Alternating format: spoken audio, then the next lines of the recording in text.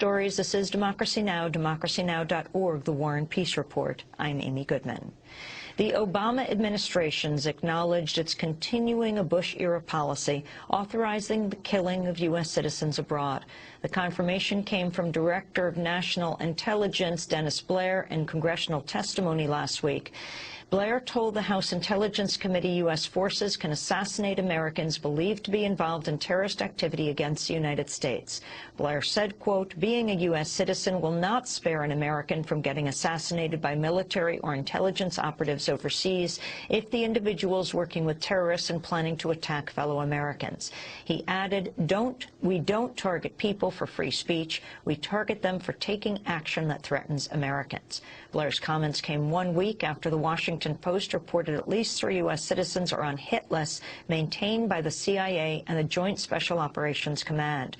The most well-known target is the U.S.-born cleric Anwar al-Awlaki, who is accused of having ties to the failed Christmas Day airline bombing and the shooting at Fort Hood. My first 2 guests have been among the most vocal critics of the continued assassination policy. Democratic Congressmember Dennis Kucinich joins us from Washington, D.C. Last week, he wrote a letter to Attorney General Eric Holder requesting an explanation of the Obama administration's legal basis for the extrajudicial killing of U.S. citizens. And we're joined on the telephone by Glenn Greenwald, a constitutional law attorney and political and legal blogger for Salon.com. He wrote a widely circulated piece for Salon last week called Presidential Assassinations of U.S. Citizens. Let's begin with Congressmember Dennis Kucinich. Explain what you wrote to Attorney General Holder. Well, I think it's incumbent upon the Attorney General to explain the basis in law for such a policy. Our Constitution's Fifth Amendment, our Seventh Amendment, our 14th Amendment, all clearly provide legal protections for people who are accused or who would be sentenced after having been judged to be guilty. And what's happened is that the Constitution is being vitiated here. The idea that people are if their life is in jeopardy, legally have due process of law, is thrown out the window. And, Amy, when you consider that there are people who are claiming there are many terrorist cells in the United States, it doesn't take too much of a stretch to imagine that this policy could easily be transferred to citizens in this country. That only compounds what I think is a slow and steady detachment from core constitutional principles. And once that happens, we have a country then that loses its memory and its soul with respect to being disconnected from those core constitutional principles which are the basis of freedom in our society. Glenn Greenwald, you've been writing about this extensively. Can you talk about your major objections and where you think this policy is going? Well, first of all, look at the controversies that Democrats and progressives were so vocal about during the Bush years. They objected vehemently over the Bush administration's wiretapping of American citizens without any court warrants or judicial oversight. They objected when the Bush administration put not American citizens but foreign nationals into cages at Guantanamo merely on the say-so of the president that these people were terrorists.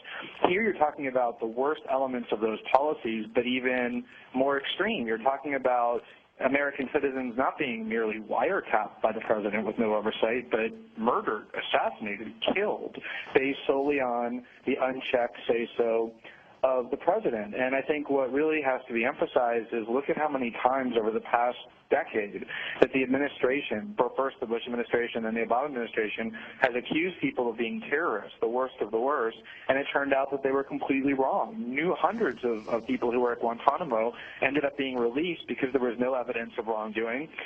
Ever since the Supreme Court in 2008 granted habeas corpus rights to detainees, 33 out of 39 Guantanamo detainees who brought their cases before a court were ordered released by federal judges on the grounds that there was no evidence to justify the accusations against them. So there are a few things more dangerous than allowing the executive branch to label people terrorists and treat them accordingly, and that danger is compounded severely when you're talking about American citizens who have constitutional rights and talking about not merely eavesdropping on them or imprisoning them, but actually murdering them.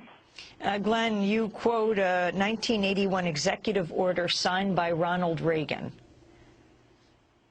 Right. Well, assassinations have a very long and sordid history in the United States, and the reason is that the CIA has used assassinations as a major weapon in its arsenal, so much so that they've assassinated people who ended up being wrongly killed, who ended up causing great controversy because it's extrajudicial killings, and even Ronald Reagan, who engaged in all sorts of extreme policies in Central America, waging covert war, declared political assassinations of political leaders, to be illegal.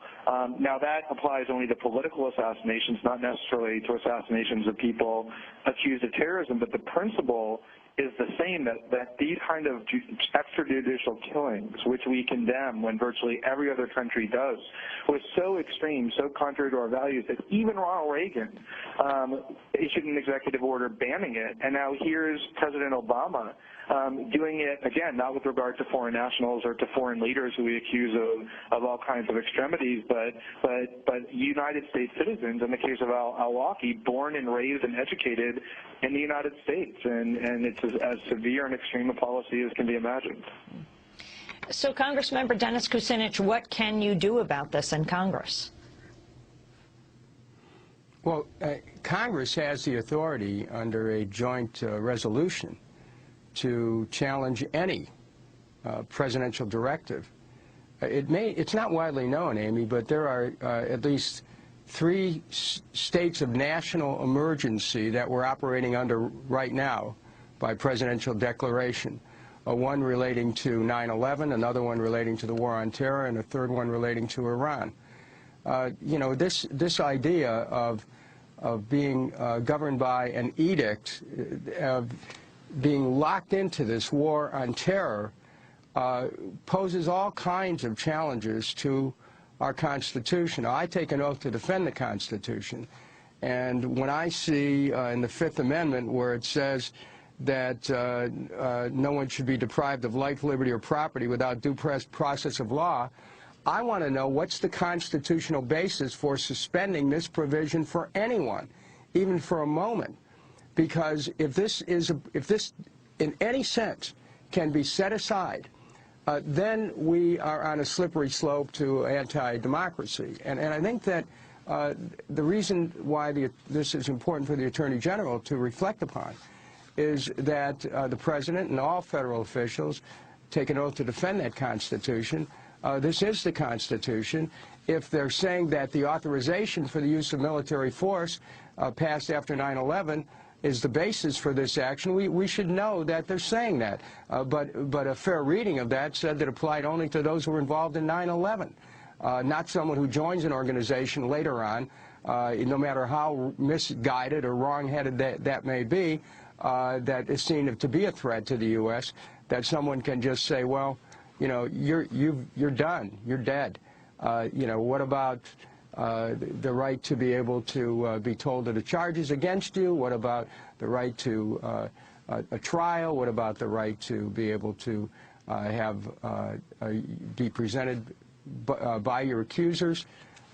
This is a dangerous moment, and either I see it as a constitutional crisis, and Congress has to start stepping up to review these actions without regard to whether it's a Democrat or Republican administration.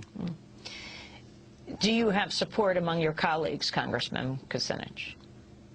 I just raised this issue in the last week, and it's been snowing here, so I'll be speaking to my colleagues about that when I see them. I'm here. I'm hopeful that this week there'll still be some sessions of Congress so we can begin the discussion. Well, thank you for making your way into the studio today.